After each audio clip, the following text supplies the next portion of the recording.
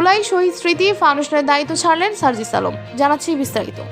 জুলাই শহীদ স্মৃতি ফাউন্ডেশনের সাধারণ সম্পাদকের দায়িত্ব থেকে সরে দাঁড়িয়েছেন বৈষম্য বিরোধী ছাত্র আন্দোলনের অন্যতম সমন্বয়ক সার্জিস আলম।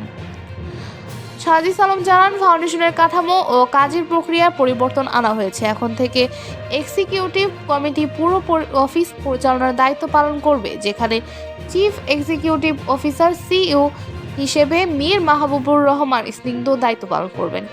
ফাউন্ডেশনের নীতি নির্ধারণে কাজ করবে গভর্নিং বডি, যেখানে মাননীয় প্রধান উপদেষ্টা সহ 4 জন উপদেষ্টা, স্বাস্থ্য, সমাজ কল্যাণ, স্থানীয় সরকার ও আইসিটি রয়েছেন।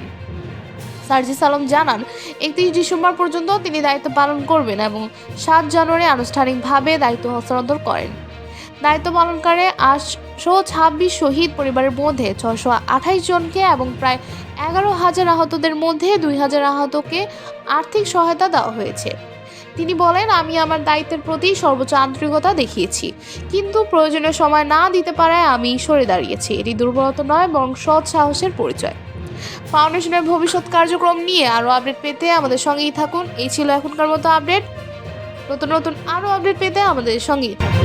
ধন্যবাদ।